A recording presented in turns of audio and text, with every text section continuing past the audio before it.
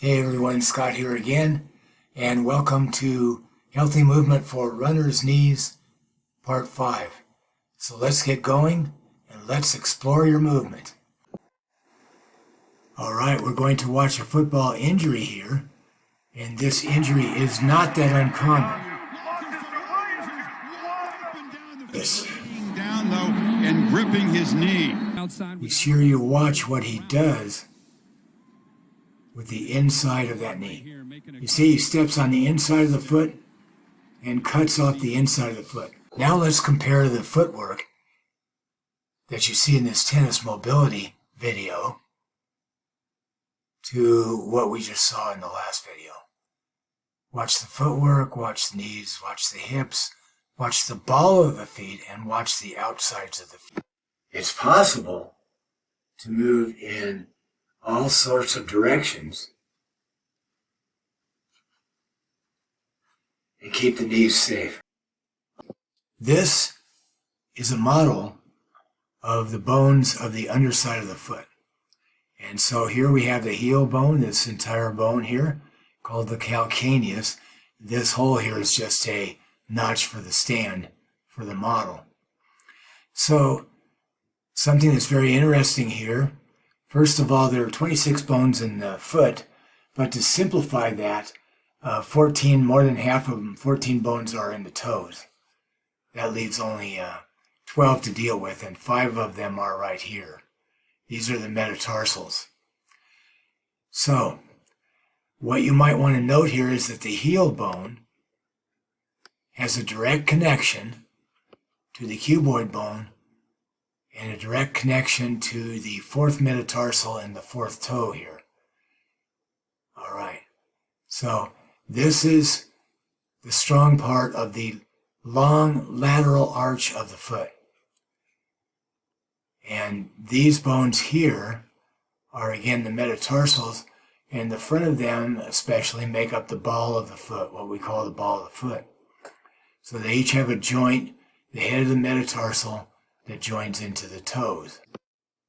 The second thing we want to notice in this particular model of the foot is that if we were to think of this as a point, that's the head of the first metatarsal, and if we were to think of this as a point, that's the head of the 4th metatarsal, and if we were to think of the center of the heel bone as a point, then we would be drawing, if we connected those, we would be drawing a line here, a line over to here, and a line back up to here.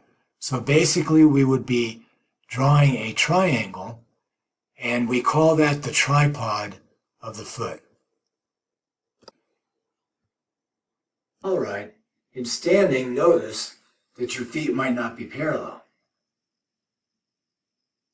In walking, they're parallel.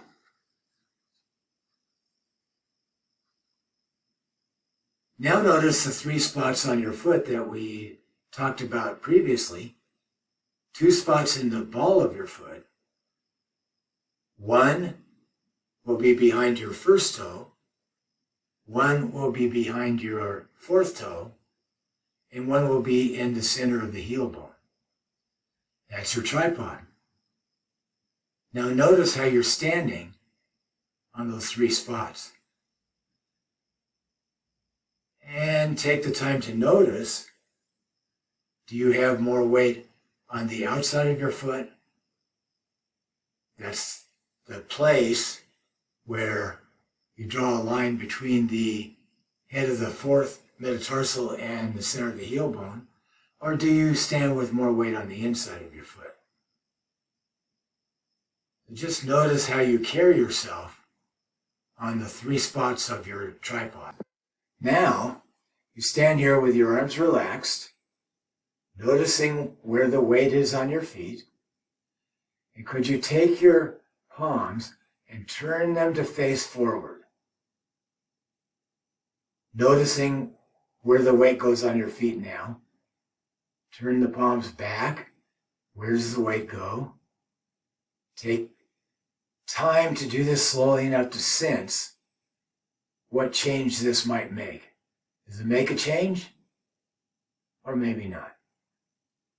And then rest. You can move a little bit. You don't have to stand perfectly still.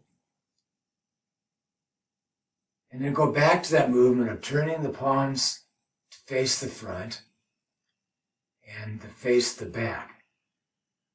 To the front, to the back.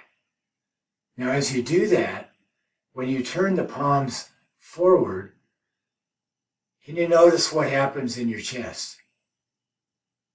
Notice if the pelvis tends to move forward or not.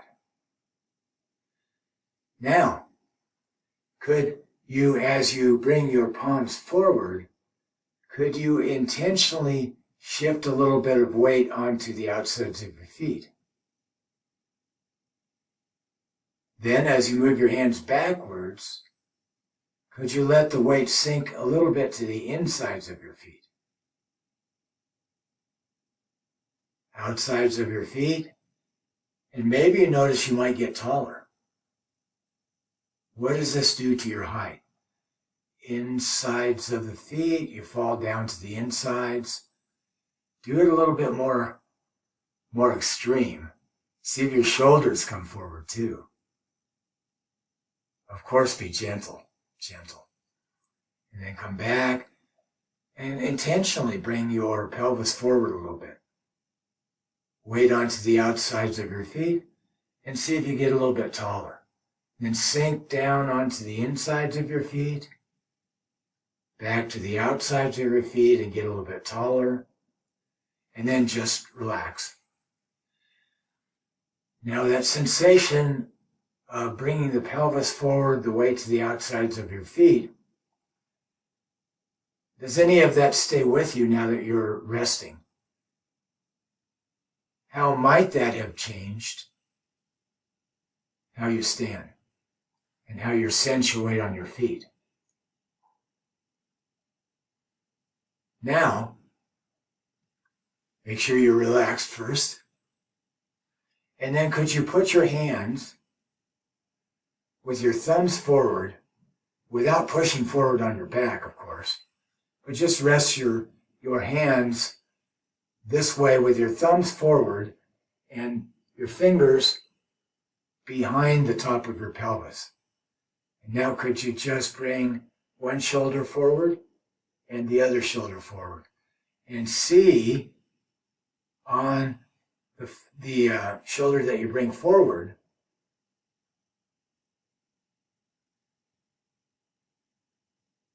and I'm going to change my position a little bit. Let's see.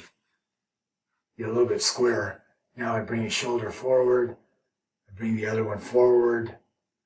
You know, the shoulder that you bring forward, can you tell, of course, that your pelvis moves?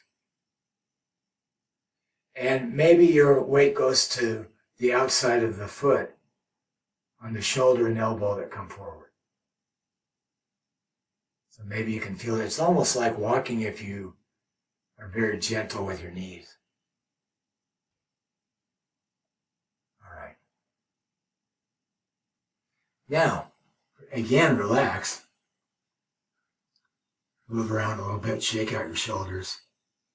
Now, take a few steps forward and notice how your walking might have changed. What do you sense on the outsides of your feet now? And what do you sense about the support you have for each step? And what do you sense now? Perhaps you sense the same thing when you were doing this earlier, when you were just opening the palms and closing the palms. Perhaps you might sense that as you step, you get a little bit taller. And where does the weight go on your foot when you do step and get taller? Does it go on the outside or the inside? Intentionally step on the outside of your foot, on that line where the strongest part of the long lateral arch is, between the head of the fourth metatarsal area and the center of the heel. And as you do that, could you intentionally get a little bit taller? a little bit taller. So you're going almost straight up. All right? And relax again. And now could you just step forward and see how your walking might have changed now? Do you notice anything different? So ultimately the secret to improving is to go slowly and gently. Slowly and gently, sensing the details of how you place your foot on the ground and how you move your body over it. So if you found any value in this video, please hit the like button and subscribe to our channel, and I'll see you in the next video.